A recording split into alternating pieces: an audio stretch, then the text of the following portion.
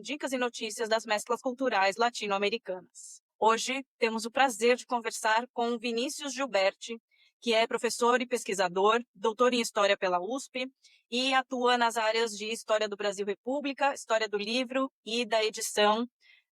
Ele é especialista em projetos editoriais das esquerdas e das direitas no Brasil. Atualmente é pós-doutorando na Universidade Federal de Juiz de Fora. Seja muito bem-vindo, Vinícius. Oi, Miriam. Muito obrigado pelo convite, né, primeiramente.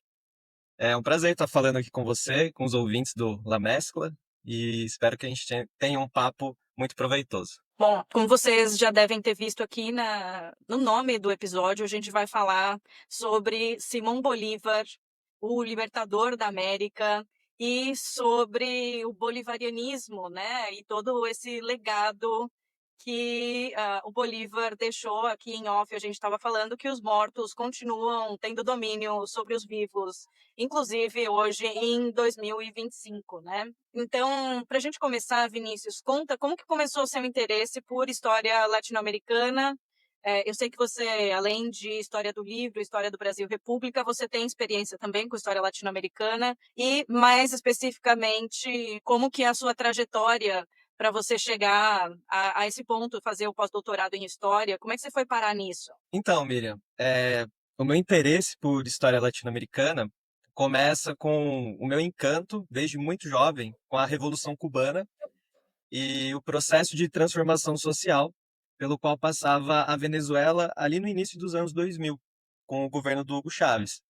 A questão da luta anti-imperialista, que começa a me interessar já ali nas aulas de história do colégio e depois, obviamente, se aprofunda ali nas comunidades do Orkut, né? A gente é do tempo do Orkut, e o que inclusive me leva em boa medida para a faculdade de História. E ali, por meio da militância no movimento estudantil, das aulas de América Independente, esse interesse foi se ampliando. Eu tive dois excelentes professores nessas disciplinas, o Júlio Pimentel e a Gabriela Pellegrini, que me ajudaram a ampliar os meus horizontes sobre esses temas, passando a enxergar toda a complexidade, a riqueza da história da América Latina. E história essa que não tem como não passar pela figura do Simão Bolívar, de quem a gente vai falar bastante aqui hoje. Quase todo mundo ouviu falar do Simão Bolívar na escola. Alguns lembram mais, outros lembram menos, mas a gente viu tudo de forma muito simplificada, né? Inclusive, mais simplificada ainda do que a independência do Brasil, aquelas histórias que o Dom Pedro estava com dor de barriga, levantou a espada e gritou independência Sim, ou morte, e aí o Brasil ficou terrível. independente. A gente sabe que as coisas são bem mais complexas. Sim. Se você tivesse que explicar, e na verdade eu estou te pedindo para explicar, você tem que explicar quem foi Bolívar, assim, de maneira direta, mas sem cair nos estereótipos, o que que você diria? Quais são os elementos fundamentais do pensamento do Simão Bolívar e a trajetória dele geralmente são ignorados? Então, o Bolívar é uma figura muito interessante, não só pela importância que ele teve como uma liderança fundamental para o processo de independência da América Hispânica, mas também pela imagem que foi construída sobre ele posteriormente. E por ele ser, de certa forma, uma figura que sintetiza todas as transformações políticas, econômicas, sociais e intelectuais do seu tempo. Então, se eu tivesse que explicar em poucas palavras quem foi Simão Bolívar, se é que é possível a gente explicar em poucas palavras. Eu diria que ele foi filho de uma elite, a elite crioula, ou seja, uma elite econômica nascida na América pelo processo de colonização, que era uma elite dona de terras, dona de minas de prata e ouro, mas afastada do poder político, que era exclusividade dos espanhóis. Então Bolívar cresce dentro dessa contradição, né? Ou seja, pelo simples fato dele ser nascido na América, ele e a sua classe eram considerados inferiores àqueles nascidos na Europa. E Então, eu de quero certa fazer uma forma, pausa, porque aqui no Brasil, crioulo tem um significado bem pejorativo e bem racista de negro, né? sim, É, é um significado completamente diferente, né? então explica um pouquinho o que que você quer dizer quando você fala que o Simão Bolívar é crioulo, criollo. Então, na verdade, o crioulo é aquele que é o da terra, né? Ou seja, é uma elite típica e a gente pode dizer nativa, né? aqui da América. Então, sempre que a gente usa essa palavra, é nesse sentido, né? Bem diferente desse sentido bastante racista que a gente tem na história nacional brasileira e tudo mais. Então, quando a gente fala do Bolívar como membro da elite crioula, é nesse sentido, é uma elite nativa, né? Uma elite da terra, que eram os descendentes de espanhóis nascidos aqui na América que acabaram ganhando esse epíteto, né, de elite crioula. Então, você está me dizendo que o Bolívar era filho de dois espanhóis, de mãe espanhola e de pai espanhol, e que ele nasceu aqui, mas se formos considerar ele de sangue, ele é espanhol. Sim, de fato, né? Você tem essa contradição, né? Você tem uma elite que é descendente, né, dos espanhóis, mas só pelo fato dela ter nascido aqui na América, ela é considerada inferior. Ela está um degrau abaixo dos espanhóis naturais, de fato, da Europa. Tá, então conta mais sobre essa história. Você estava dizendo que ele nasceu, então, dessa elite que que estava na mineração, que tinha ouro, tinha acesso ao controle sobre as minas de ouro e de prata, mas não tinha o poder político, porque o poder político estava nas mãos dos espanhóis, né? Então, por favor, prossiga. Então, aí mora, né, uma das grandes questões da trajetória do Bolívar, porque essa elite crioula, ela acaba sendo uma elite frustrada, justamente por aquilo que a gente estava falando, porque ela é considerada ali um degrau abaixo dos espanhóis, aqueles nascidos na Europa, e justamente por isso essa elite não tinha acesso ao poder político na colônia, na sua própria terra, no fim das contas. Então isso gerou uma tensão durante muito tempo entre essa elite crioula e lá os chamados chapetones, que eram esses espanhóis que vinham da Europa para cuidar da política colonial. Então isso é um ponto fundamental na formação do Bolívar. Um outro ponto interessante e que nem sempre é comentado é que o Bolívar teve, né, uma formação iluminista. Isso também é um ponto bem interessante e que muitas vezes passa ao largo dos materiais didáticos, né, que a gente acaba vendo na escola. Ele teve um tutor, que foi o Simão Rodrigues, que foi um importante educador e filósofo venezuelano.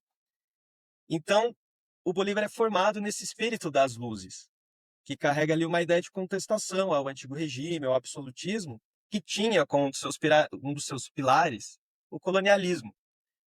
Então aí, o Simão Bolívar ele vai se formar dentro de uma ideia daquilo que a gente vai chamar de liberalismo político, que depois vai sustentar a posição dele em defesa da independência da América Hispânica. Para você ter uma ideia, tem um outro ponto que também acho bem interessante da biografia do Bolívar, é que inicialmente ele não era um abolicionista, mas ele se torna abolicionista depois de visitar o Haiti e todo aquele processo de revolução pelo qual passou aquele país. Ele vê de perto a revolução, ele vê de perto ali a questão racial de forma muito mais concreta, e aí ele se torna um abolicionista. Então E, isso, desculpa, mais uma interrupção. imagina, Em que lugar o Bolívar nasceu seria equivalente a que país atual? ele nasceu em Caracas, Venezuela. Certo. E aquilo ali não se chamava Venezuela na época que ele nasceu. Era Gran Colômbia, é isso? Ali você tem alguns momentos, né? Primeiro a Gran Colômbia, depois você tem um desmembramento, formando ali o vice-reino de Nova Granada. Aí esse vice-reino de Nova Granada também tem um desmembramento, formando a Capitania Geral da Venezuela. Então, quando o Bolívar nasce, você já tem ali uma Capitania Geral, dada a importância daquela região, principalmente pela produção de cacau, que vai fazer com que aquela região enriqueça e cresça os olhos, né, da coroa espanhola.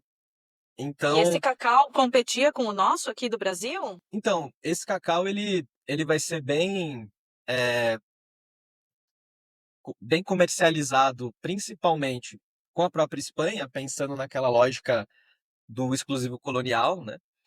E nesse período, né, quando a gente está pensando esse período colonial, o cacau brasileiro ele ainda era um elemento bastante secundário, né? Mesmo na questão econômica com Portugal e posteriormente pensando a questão interna da economia colonial, né? Aqui você ainda tinha como carro-chefe pensando no Brasil, a cana-de-açúcar, depois o ouro, o cacau ele era, né, estava ali num segundo plano. Eu diria que essa competição, ela não necessariamente ocorre no período colonial. Talvez num período já após a independência, né, essa competição possa ter ocorrido. Mas naquele momento era um comércio muito mais dentro disso que a gente vai chamar de exclusivo colonial, essas trocas entre metrópole e colônia, né? Ok. E desculpa, eu te interrompi. Você estava falando que ali no contexto venezuelano, então, tinha cacau. Então, e ali foi para exemplificar justamente o porquê, né, que ali era a capitania geral da Venezuela, no momento em que o Bolívar nasce, né? Era nessa região administrativa da coroa espanhola aqui na América Hispânica. E eu vinha dizendo, né, sobre o Simão Bolívar, essa questão dele ter se tornado, né, um abolicionista depois de visitar o Haiti. E isso é bem interessante porque esse fato coloca o Bolívar numa posição muito mais progressista do que aquela dos pais fundadores dos Estados Unidos, por exemplo, que eram defensores da escravidão. Então, para tentar resumir, dá para ver que não é tão simples, né? O Bolívar ele era essencialmente um liberal e defensor dos interesses da elite crioula, que em determinado momento já não eram mais os interesses lá da monarquia espanhola. E ele, no decorrer da luta colonial, radicaliza esse liberalismo. Por exemplo, em relação à questão da escravidão, como eu falei. Então, em linhas gerais, eu acredito que essa seria a melhor definição do Bolívar, né? Ele é um liberal que, em determinado momento, radicaliza esse liberalismo, mas é um liberal. Eu acho que essa é a. Se a gente tiver que colocar um rótulo no Bolívar, o rótulo seria esse. E liberal, que aqui a gente já vai entrando com as intersecções com esses conceitos em 2025. Quando você diz liberal, quer dizer que o Estado não devia se envolver nas questões privadas das pessoas? O que quer dizer liberal dentro do contexto do Bolívar? É o liberalismo inglês clássico? É o neoliberalismo? São esses esquerdalhas bolivarianos? O que significa isso? E comparando esse liberalismo com as ideias que a gente tem, por exemplo, de um determinado partido cujo nome é liberal, Partido Liberal, que nós temos hoje em 2025, né? Quais são os contrastes entre esse liberalismo do Bolívar e o que todas as acepções de liberal que a gente tem hoje, pelo menos aqui no Brasil? Então, aí saindo em defesa do Bolívar, esse liberalismo dele é o liberalismo clássico inglês, não tem nada a ver com esse neoliberalismo tosco que a gente tem aqui no Brasil hoje, muito menos com PL e coisa que o valha. E esse liberalismo do Bolívar tinha relação com essa contestação ao poder do antigo regime, ao poder absolutista, que não garantia a liberdade política ou as liberdades individuais que eram defendidas pelos iluministas, que é uma coisa que vai estar muito presente no pensamento e na ação do Simão Bolívar. Daí, inclusive, vem essa ideia da necessidade de você libertar as colônias do domínio metropolitano, né, desse domínio colonial. Então, seria esse liberalismo que naquele momento era, né, uma ideologia bastante radical e em alguns momentos chegou até a ser uma ideologia revolucionária que o Bolívar vai defender, né, durante a sua vida, desse liberalismo que ele faz parte, né, que é bem diferente do que a gente vai chamar de liberalismo hoje em dia, que eu acho que o mais correto em termos conceituais seria chamar de neoliberalismo, que aí já é essa coisa do Estado, o Estado mínimo ou mais do que mínimo e dessa ideia de fragmentação da sociedade, ultra-individualismo, aí eu acho que já é uma outra coisa.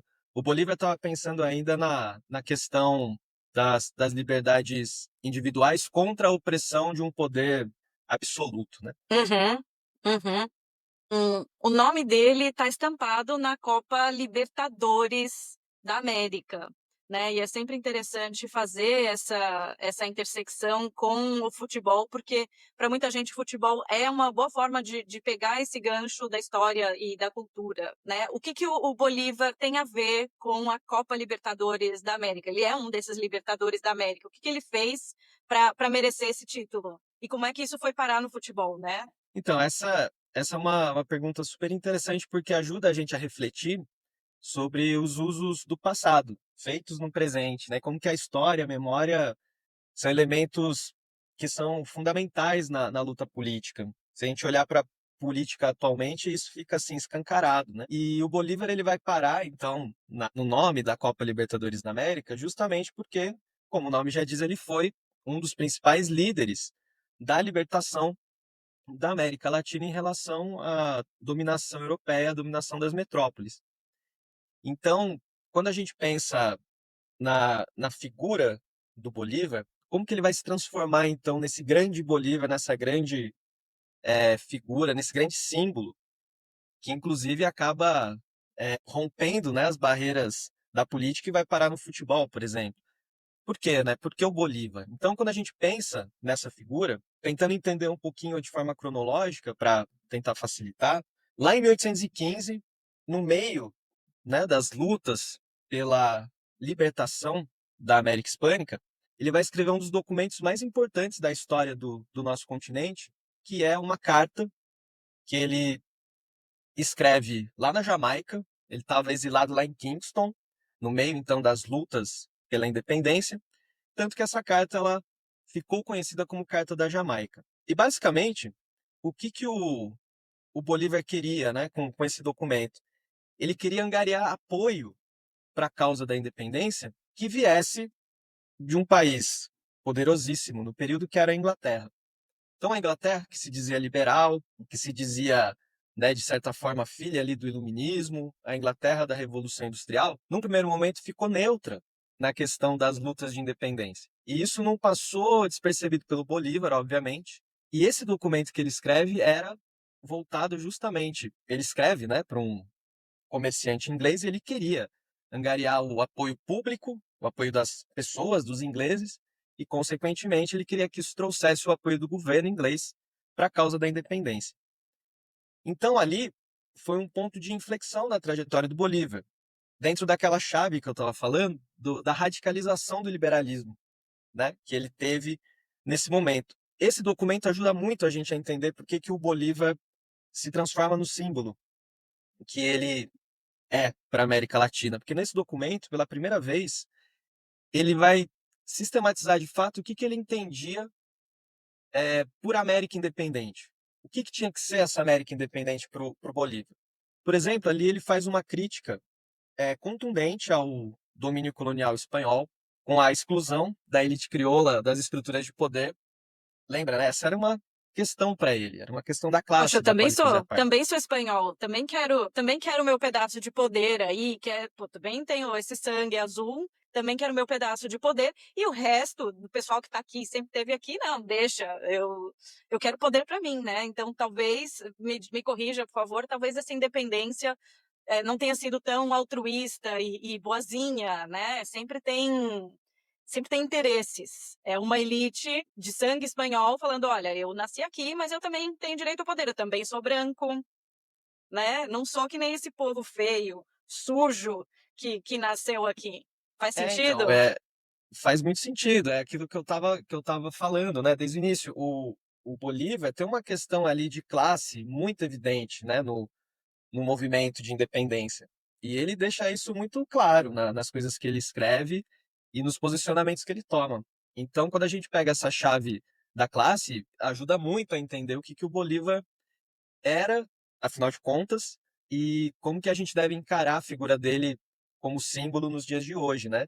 Então, ali nessa carta, ele está falando, a gente não pode ficar excluído do poder, né? Então ele toma, né, essa grande bandeira da elite crioula. Ele vai falar das dificuldades do movimento revolucionário da independência. Ele é um crítico também do fracionamento político da América Hispânica e dessas resistências de cada elite local que, do ponto de vista dele, atrapalhava esse movimento de independência. E ele reconhece nessa carta as inúmeras diferenças que existem no continente, do ponto de vista geográfico, socioeconômico. E como eu falei, o Bolívar tem uma formação iluminista, então ele lia muito e ele se inteirava, né, dessas questões até geográficas e tudo mais para entender ali onde ele estava pisando. Ele fala das dificuldades de comunicação entre uma região e outra e tudo mais. Mas ele coloca ali que tudo isso deveria ser superado em nome de uma América unida. E, de novo, é claro que aqui ele está tentando também unificar esse movimento de várias elites crioulas, de várias regiões da América Hispânica que estão, né, cada um ali meio que querendo defender o seu, pensando do ponto de vista político, né, e o seu território, pensando de uma forma mais concreta e literal. E que talvez E entrassem em conflito entre si também, né? totalmente. Foi uma questão para o Bolívar até o fim, né? Essas brigas internas que para ele eram prejudiciais, principalmente nesse momento em que se lutava pela independência em relação à Espanha. E você estava comentando aquela hora, né, de como que o Bolívar olhava o povo aqui da América Hispânica. E é bem interessante que nessa carta ele fala disso também. Ele vai falar que aqui na América a gente tem uma coisa chamada de, entre aspas, espécie média, assim que ele fala. Ou seja, ele fala que a miscigenação teria levado ao surgimento de um povo diferente do povo europeu, que estava tentando construir a sua identidade, se sentia cada vez mais pertencente à América. Então ele usa também uma retórica aqui para falar, olha, a gente é outra coisa, nós não somos europeus necessariamente, a gente está tentando se entender, mas isso é mais um motivo para a gente se separar do domínio europeu. Então fica bem evidente, né, nessas colocações do Bolívar, que ele sempre teve um projeto de unidade continental. Eu acho que isso é uma coisa, toda a documentação mostra para gente, isso é bem incontestável. Ele tinha esse temor da fragmentação territorial e política, e ele até usava o exemplo do Império Romano. Então ele trazia, olha, o Império Romano se fragmentou, acabou. A América, se não se fragmentar, talvez possa ser um novo Império Romano. Tem um pouco essa ideia também ali. Hum. E daí também vem essa ideia tão reivindicada pela esquerda e por latino-americanistas, que eu mesma já repeti incansáveis vezes, essa ideia da pátria grande. Isso, aqui nasce a ideia da pátria grande. É na Carta da Jamaica que isso fica muito evidente, né? E então, o Bolívar É, ele impre- é, tinha é sempre bom ter em mente que essa pátria grande não é a pátria grande para os povos originários, não é a pátria grande para todo mundo. É uma pátria grande para essa elite. Vamos nos unir, os ricos locais, né? Sempre essa questão de classe é sempre importante e porque acho que é muito criticável a reivindicação, as coisas que se falam desde da direita sobre o Bolívar, o bolivarianismo, a Venezuela, o chavismo, vai virar Cuba, vai virar Venezuela e tal, mas também a esquerda fala dessa pátria grande que não inclui todo mundo. então, é aquilo que a gente estava falando. É muito mais complexo do que isso, né? Tanto a esquerda quanto a direita simplificam de um jeito interessado, obviamente, né? Quando a gente vai para a história, a gente vê que a coisa é mais complicada. Por isso que às vezes o historiador é o cara chato que fica ali cutucando, fazendo a galera lembrar daquilo que quer esquecer, mas o nosso papel é esse, né? E então quando você olha para esse projeto do Bolívar, então fica bem evidente a questão da unidade, né, latino-americana, isso está presente. Ele está falando que aqui está se formando um povo que é diferente do povo europeu.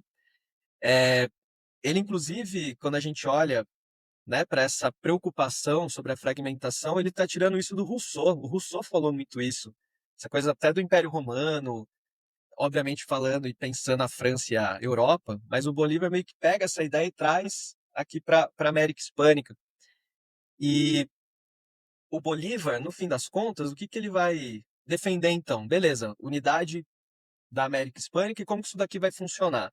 E ele fala lá na Carta da Jamaica. Isso aqui tem que ser uma confederação de estados livres, unidos pela língua, pela religião, pelas tradições jurídicas. Então ele está defendendo uma ideia ali de laços institucionais que para ele tem uma base na cultura, né? Isso que ele está falando. E para ele o centro da articulação dessa confederação tinha que ser o Panamá. Ele achava que ali era um centro importante do ponto de vista político que conseguiria ser um espaço de encontro entre essas grandes lideranças, essas elites da América Hispânica para delimitar e apontar caminhos para esse novo país, então, ou essa confederação de países que o Bolívar estava defendendo. É bem interessante que, pensando nessa carta também, então ele vai criticar o que para ele era uma contradição da Inglaterra e dos Estados Unidos, que os Estados Unidos também não apoiam as independências da América Hispânica. Eles vão depois entrar aqui de uma outra forma interessada, como a gente bem sabe, mas na hora da luta mesmo, os Estados Unidos ficaram de lado. Então o Bolívar fala, vocês são liberais pela metade porque vocês não estão apoiando a nossa luta. E aí, quando a gente estava comentando, né, que para o Bolívar o que contava era uma questão de classe acima de outras coisas, é bem interessante que ele vai falar, olha, precisamos nos organizar como uma república, ele rechaça a ideia de monarquia, mas aí tem um ponto muito interessante que é o seguinte, ele vai falar que, ok, república é o melhor sistema para a gente se organizar, mas a democracia ampla e o federalismo aí pode gerar, né, um espírito de partidos que ele falava, pode gerar facções, divisões, e para ele o povo latino-americano ainda não tinha, né, o estofo necessário, não tinha a experiência necessária para se governar dentro de uma democracia. Então, para ele, a democracia era um negócio ainda podia ser perigoso na América. O povo da América não está preparado para a democracia. Isso está na carta do Bolívar também. Então, mais uma questão polêmica, né? Porque república, ótimo, monarquia não, mas democracia, veja bem, não é um momento ainda. O nosso povo ainda é muito imaturo para conseguir organizar uma democracia sem se dividir, sem criar intrigas e coisas do tipo. Então, no fim das contas, quem que governaria essa confederação de estados unificados? Talvez o próprio Bolívar, né? Parece que é um pouco a ideia que ele traz também na carta. A gente percebe nesse documento que o Bolívar ele vai antecipar uma série de debates no limite que existe até hoje, né, sobre a natureza política, social e cultural da América Latina. Ou seja, faz bastante sentido o Bolívar ser reivindicado como uma figura fundadora do continente americano independente, já que as posições dele nesse sentido e na defesa da chamada Pátria Grande, como a gente já falou, são reais. E mesmo o papel militar que ele teve nessa luta são bastante claros e importantes. Mas, de novo, é importante também a gente entender todas essas contradições que estão colocadas aqui na, no posicionamento do Bolívar, nessa carta que é tão importante para esse processo de independências. O Bolívar ele é, de novo, muito mais complexo e cheio de contradições do que muitas vezes a política atual deixa transparecer, né? Seja a esquerda ou seja a direita. Para ele, o centro dessa nova nação tinha que ser o Panamá. Ele acreditava que ali era um ponto que poderia servir de encontro de todas essas lideranças da América Hispânica para definir uma linha, definir caminhos para esse novo país. En lo puro no hay futuro, la pureza está en la mezcla.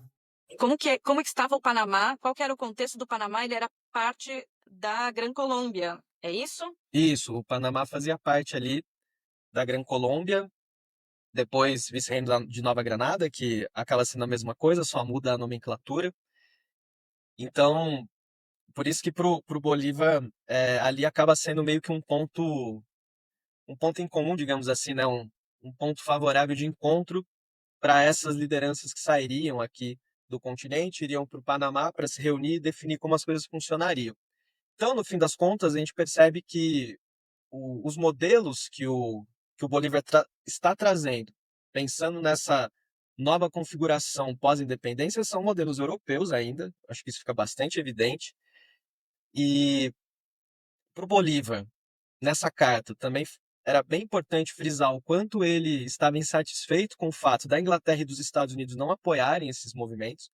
Ele falava: Inglaterra e Estados Unidos são liberais pela metade, porque nós estamos aqui travando uma luta pelo liberalismo contra as monarquias, o antigo regime, e vocês estão fazendo de conta que nada está acontecendo. Mas que A gente sabe que vantagem, depois qual seria o interesse da Inglaterra e dos Estados Unidos em apoiarem as independências hispano-americanas? Para que eles iam se enfiar numa guerra dessa? O que eles ganhariam com isso? Então, aqui o Bolívar está usando de retórica pensando naquilo que Inglaterra e Estados Unidos defendiam, ao menos no campo do discurso, na política, que era o liberalismo. Mas quando a gente pega e pensa de forma um pouco mais aprofundada, Inglaterra e Estados Unidos, primeiro, estão ali vendo no que vai dar aquilo. Porque Porque eles tinham interesses econômicos. os Estados Unidos já estavam independentes. Já os Estados Unidos estão independentes desde 1776. Então, e aqui a gente já está falando de início do século XIX, pensando na América Hispânica, né? entre 1804 até ali 1820, né? Se pensar Brasil, 1822. Então, Inglaterra e Estados Unidos eles vão ter interesses econômicos. Os interesses econômicos vão ditar as regras antes, talvez, das convicções políticas. Isso é um pouco que a regra.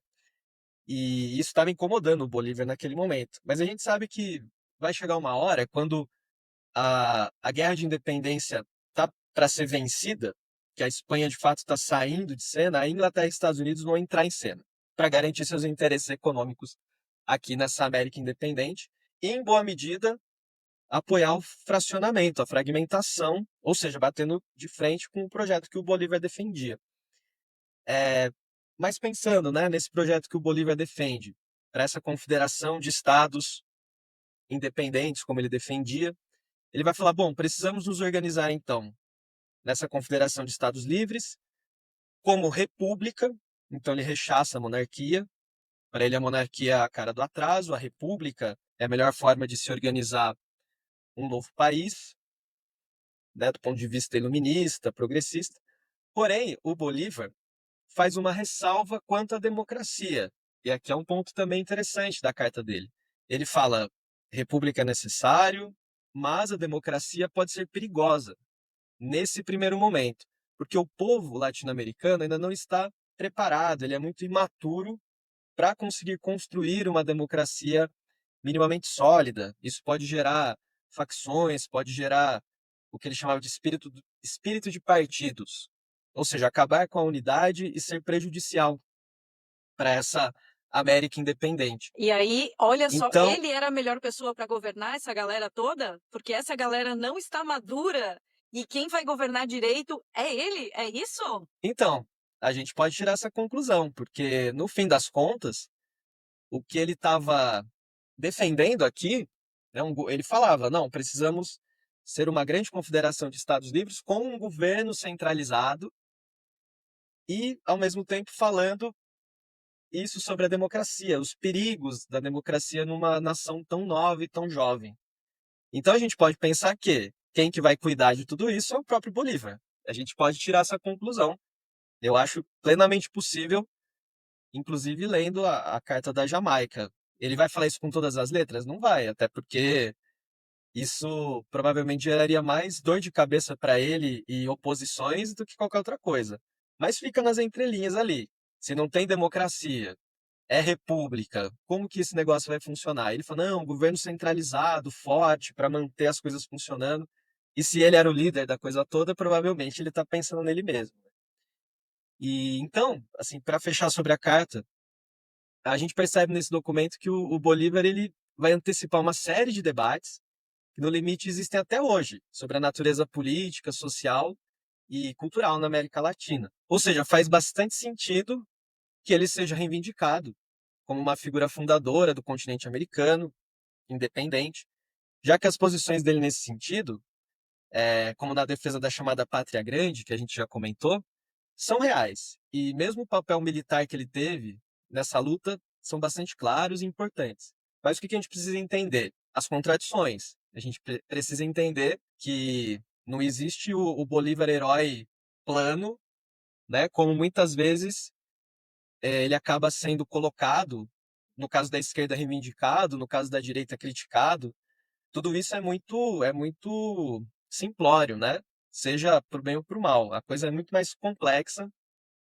E a gente viu aqui, né, pela carta que ele escreveu, a gente já consegue pegar ali uma série de contradições e uma série de questões que estão colocadas aí que fazem do Bolívar uma figura muito mais complicada do que normalmente as pessoas tendem a admitir, né? En la mezcla de lo puro, ya antes que puro fue mezcla.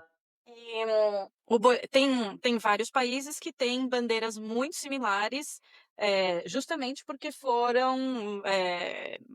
tiveram sua independência declarada, acho que essa não vai ser a melhor palavra aqui, por favor me corrija, pelo Bolívar, né? Então, como é que ele consegue independizar tantos países, e como é que ele chega a tantos lugares e quais foram os fatores que deram a vitória que deram a independência a esses lugares, já que a Espanha tinha todo o poder político e tinha uma força militar, imagino que grande. Então, aqui nesse contexto de início do século XIX, a gente entende essa vitória dos Libertadores da América, pegando de novo aí o título da Copa tão festejada aí do futebol latino-americano. O que estava acontecendo ali? Você tinha um processo na Europa de expansão napoleônica, ou seja, as guerras napoleônicas que estavam bagunçando tudo aquilo lá. Então, todas as monarquias que estavam lá há dezenas, às vezes centenas de anos, são derrubadas pelo Napoleão. No caso da Espanha, o Napoleão coloca lá o José Bonaparte, o irmão dele, para governar. Isso vai fazer com que os laços que existiam com as colônias aqui da América Hispânica, esses laços vão se esgarçando, até o momento que eles vão se romper. Porque é basicamente uma falta de comando. Você tinha lá todo esse sistema colonial funcionando e, de repente, a cabeça desse sistema desaparece. Então, é nesse momento que a elite crioula vai entender que é o momento ideal de finalmente tomar o poder político aqui na América. Então, isso ajudou muito, né?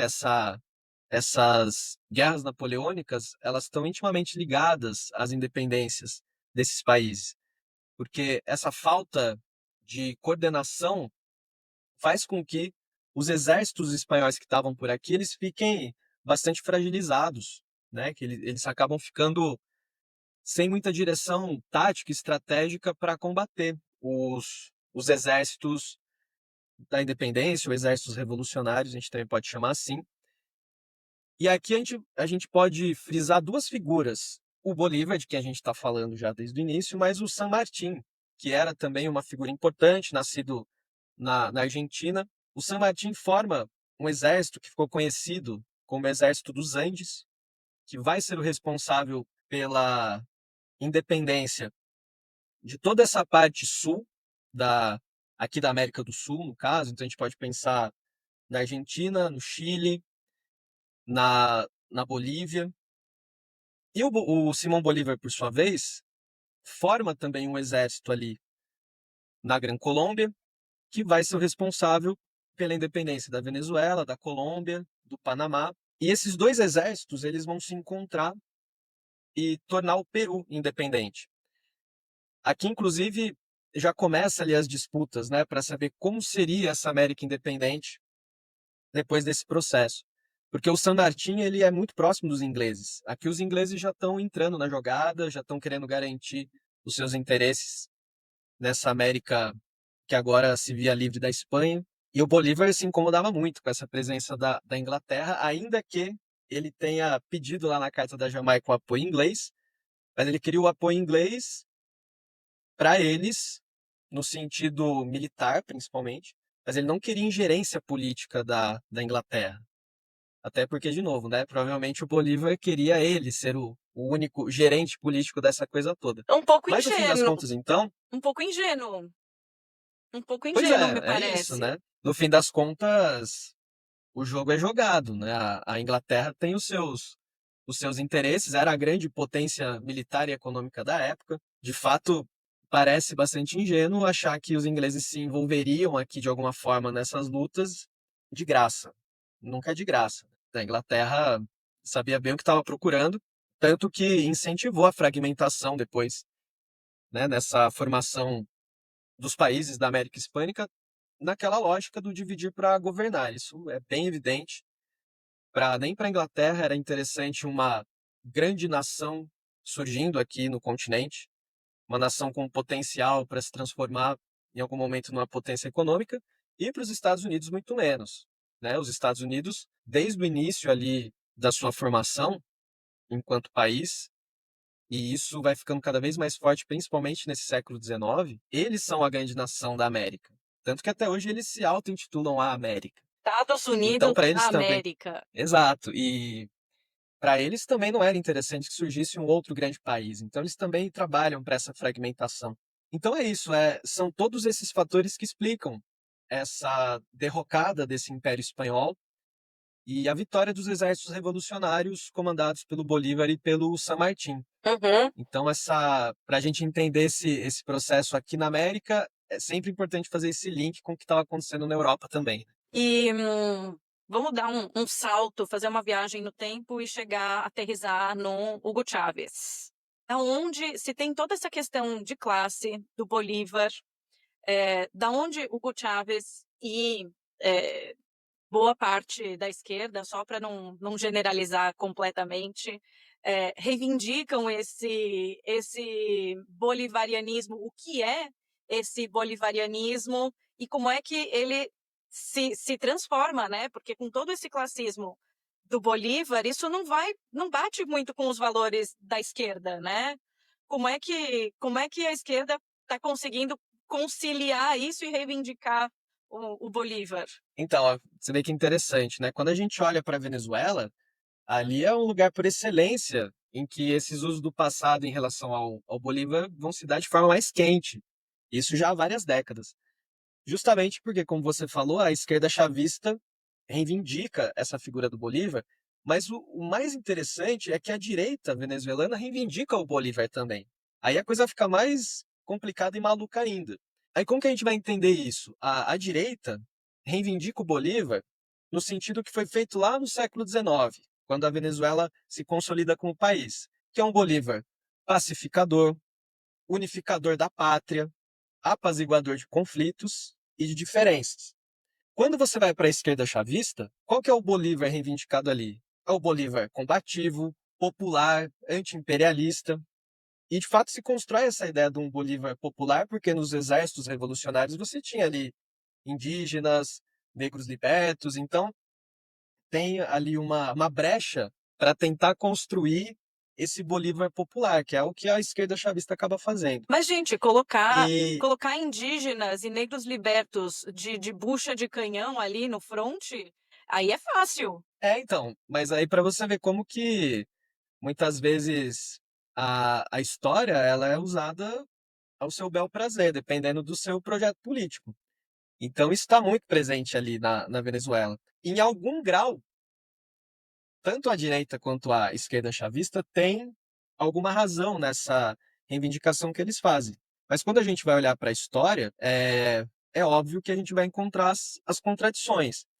Se o Bolívar de fato foi um apaziguador de conflitos, como a direita venezuelana gosta de falar, a ideia de pátria dele ia muito além da Venezuela. Então ele não era só um unificador da pátria venezuelana. Então aqui você tem uma inconsistência desse Bolívar da direita. E aqui talvez more o mérito da reivindicação que o chavismo faz. O mérito que eu digo no sentido de convencer, de dar certo.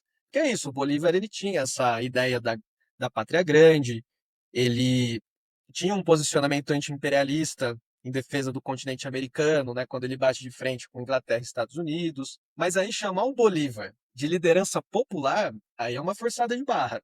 Aí você não tenha dúvidas quanto a isso. Porque como a gente viu, de novo, né, que é o mote da nossa conversa aqui, em última instância, o Bolívar estava defendendo ali o programa político, as necessidades políticas da elite crioula.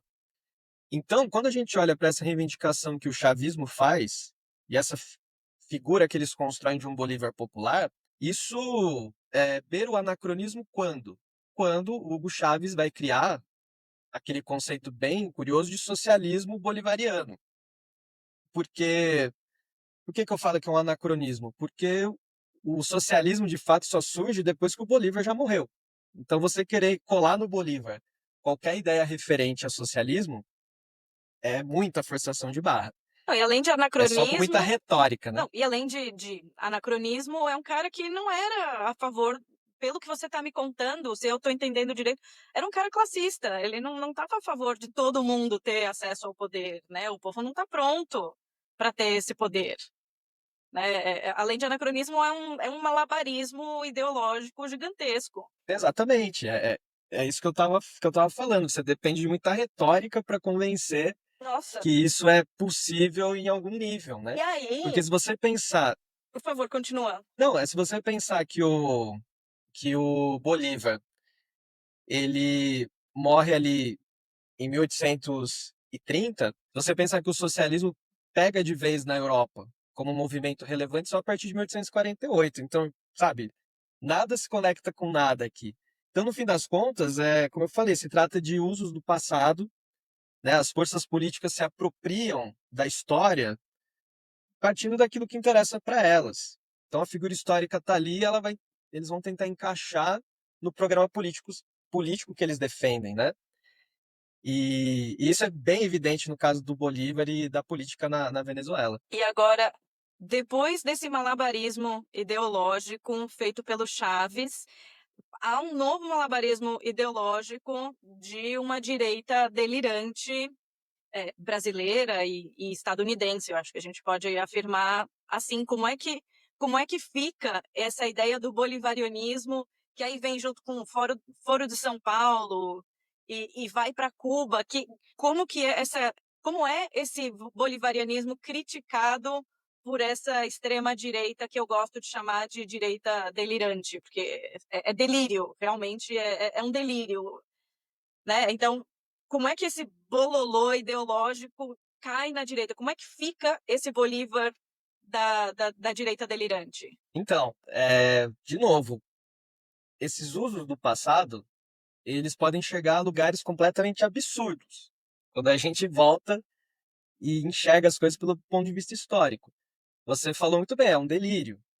E se tiver alguém, né, dessa direita amalucada, dessas novas direitas, da extrema direita, ouvindo esse podcast, eu vou indicar um autor que com certeza vai convencer vocês de que o Bolívar não era comunista. E é um autor acima de qualquer suspeita para falar sobre comunismo, que é um cara chamado Karl Marx.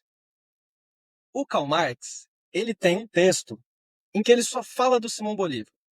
É um texto lá de 1858, que ele fez para um jornal. E basicamente o que o Marx fala do Bolívar? Ele vai falar que o Bolívar foi o mais covarde de todos os líderes, que ele foi o mais brutal de todos os líderes latino-americanos, que ele foi um miserável, que ele foi um canalha. Então, assim, aparentemente, para o Marx, que é o pai do comunismo, o Bolívar não tinha nada de comunista, muito pelo contrário.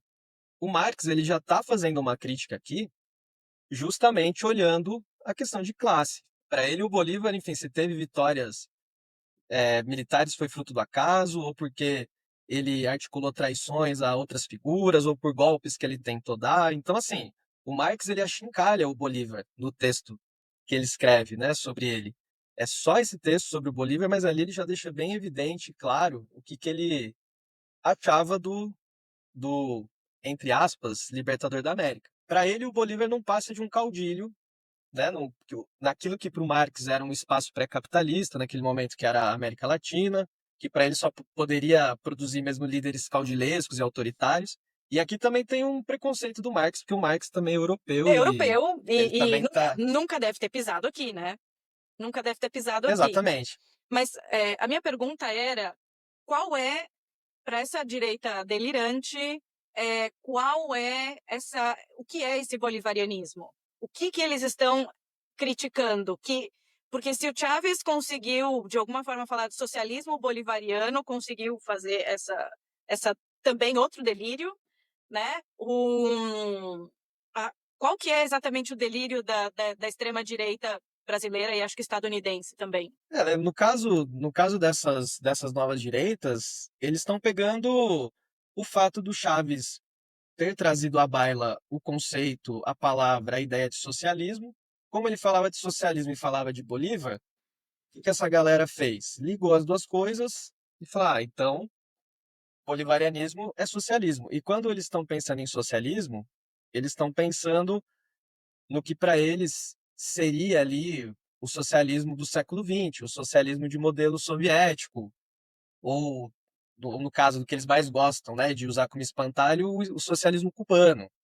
Que aí é isso, é ditadura, é economia em frangalhos, é um sistema que além de ser opressor, ele não funciona em nenhum nível, que são esses espantalhos que essas direitas gostam de utilizar quando falam de socialismo, porque também o socialismo real ou comunismo histórico ele é bem mais complexo do que isso, mas isso serve para disputa política, serve para disputa de narrativa.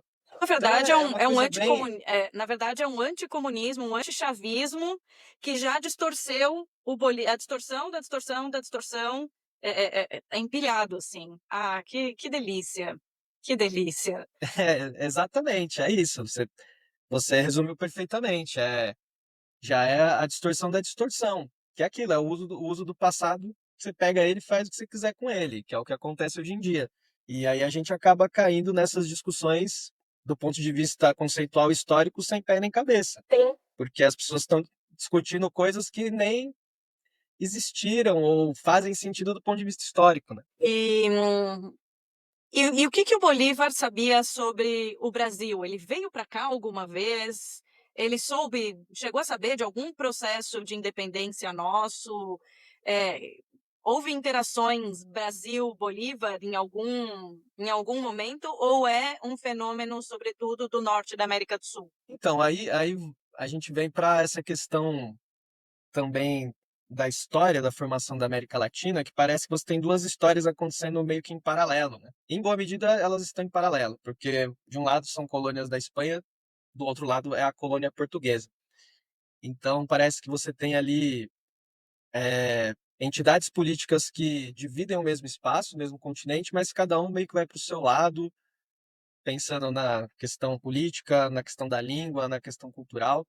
Então, essas trocas, elas foram, nesse momento, eu diria que a gente não tem nenhuma troca considerável assim entre o Bolívar e as lideranças brasileiras. De fato, quando você olha para o Congresso do Panamá, o Brasil, inclusive, ele vai enviar, né, um representante para tentar entender mais ou menos o que estava acontecendo ali na América Hispânica, mas não passou disso, né? Era mais um interesse distante para entender o que esses vizinhos aqui estão tentando fazer com essa bagunça aí que eles armaram, mas não era é, nada muito mais amplo ou mais profundo do que isso.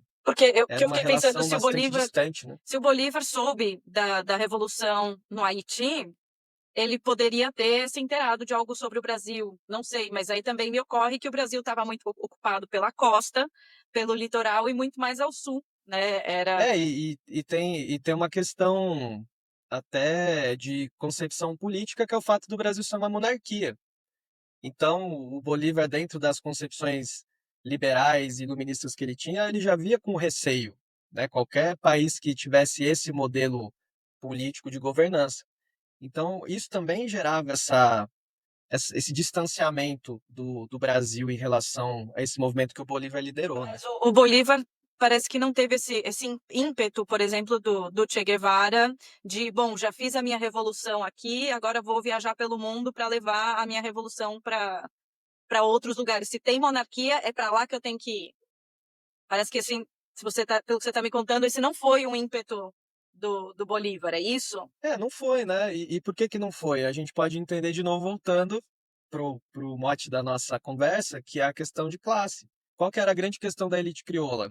Conquista do poder político na América. Uma vez que esse poder político foi conquistado, digamos assim, o programa político dessa revolução, entre aspas, por mais que o Bolívar goste de chamar de revolução, a gente, né, enfim, tem que sempre matizar essa ideia, porque o limite dessa revolução era a conquista do poder político por essa elite crioula.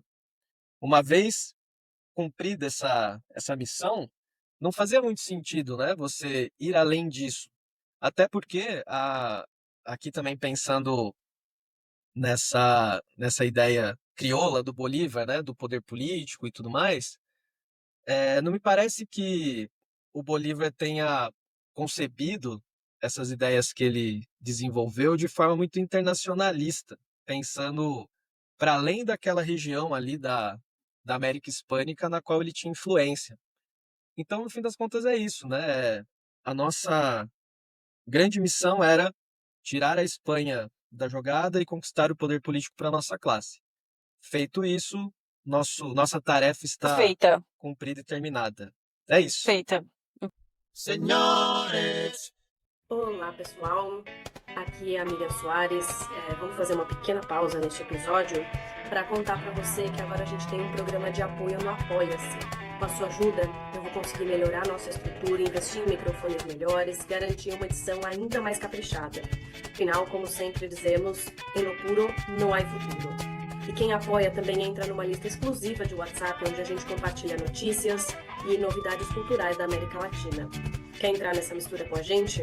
Acesse apoia.se/La Mescla Podcast, mescla com Z, como você já sabe aqui no nome do nosso podcast. E vem fortalecer essa nossa mistura incrível. En lo puro no hay futuro, la pureza está en la mezcla. E, bom, Vinícius, a gente já está com o nosso tempo aqui se esgotando. E antes da gente terminar, eu queria que você deixasse para a gente alguma dica cultural. Eu sei que você está com uma camiseta super especial aí, então talvez você possa incluir essa camiseta, a dica dessa camiseta e qualquer outra coisa que você queira recomendar para os nossos ouvintes em termos de música, perfis na internet, sites, livros para ler, lugares para visitar, assim, cultura, comidas para provar. Será que existe alguma comida que o Bolívar gostava muito que a gente também possa experimentar? Essa é uma ótima pergunta. É, Essa vale uma pesquisa. Eu fiquei curioso agora. fique à vontade para fazer as suas recomendações. Olha, pensando no tema que a gente tratou, quem se interessar em se aprofundar, tem bastante coisa escrita, né, sobre esse tema. Por exemplo, um livro que eu acho que é leitura obrigatória para quem quer conhecer mais a história da América Latina é um livro que se chama História da América Latina, da Maria Lígia Prado e da Gabriela Pellegrino, duas professoras da USP. É um livro de divulgação, então ele é de fácil acesso, fácil leitura, super recomendo. Ele saiu pela editora Contexto. Quem ficou curioso para ler o Marx falando do Bolívar, também é um livrinho de 76 páginas, que chama Simão Bolívar por Karl Marx. Saiu pela Martins Fontes. Também recomendo, é uma leitura bem legal. Pensando momento contemporâneo, Venezuela, né, que eu acho que é o grande tema, pensando o Bolívar e a apropriação do Bolívar nos dias de hoje. Tem um livrinho que chama Revolução Venezuelana, do Gilberto Maringoni, que saiu pela editora Unesp, numa coleção Revoluções. Também recomendo muito, e quem se interessar por revoluções na América Latina, também tem livros nessa coleção sobre México, Cuba, Nicarágua. É bem legal. Pensando no audiovisual, também tem coisa. Tem um filme que eu achei muito bom sobre o Bolívar, que é aquele O Libertador, de 2013. Acho que agora está na Paramount Plus. Eu acho que eles conseguem ali um, uma certa construção crítica da figura do Bolívar, por isso que eu acho legal. Ele é estrelado pelo Edgar Ramírez, que é um importante ator venezuelano. Tem uma série do Bolívar na Netflix, que eu ainda não assisti, confesso, mas já me falaram muito bem. Então, não sei se eu posso indicar, porque eu ainda não vi, mas está lá. Então, também quem tiver curiosidade pode assistir. Eu acho que, para quem se interessa também por história da América Latina, visitem, quem ainda não visitou, quem é de São Paulo, quem não é, o Memorial da América Latina, porque vale muito a pena pela arquitetura do Oscar Niemeyer, pela concepção ali do memorial feita pelo Darcy Ribeiro. Eu acho que é um espaço bem especial para quem se interessa pela América Latina, pela cultura latino-americana.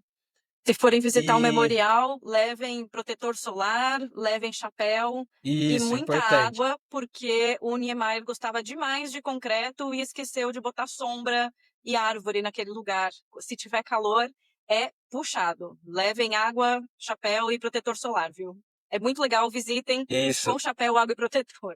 E aproveitem os eventos que tiverem por lá sobre a cultura latino-americana. Sempre tem coisas, né, de música, comida, vale muito a pena. E para fechar, eu recomendo um documentário que para mim foi bem importante, porque além de historiador, nas horas vagas eu sou músico, gosto muito de rock, e tem um documentário que é sobre o rock na América Latina, que está na Netflix, que é um documentário que saiu em 2023, se eu não me engano, que é o Rompam Todo, a história do rock na América Latina. E conheçam as bandas que aparecem nesse documentário, que vale muito a pena. Eu mesmo estou com a camiseta aqui do Soda Stereo, que é a minha banda favorita entre todas essas.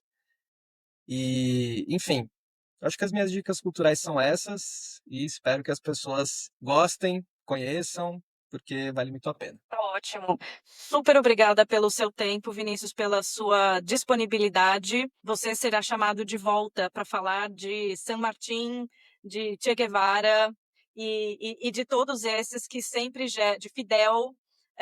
Vou te chamar de volta muitas vezes para falar desses personagens que são amados e odiados pelas pessoas, dependendo do lado do espectro político que elas estejam. Super obrigada, Vinícius. Eu que agradeço, pode me chamar sempre, porque é aquilo que a gente estava falando no começo, né? Os mortos continuam governando os vivos, por isso que é fundamental a gente falar sobre todas essas figuras e vai ser um prazer falar sobre todas elas aqui com você. Obrigado. Muitíssimo obrigada.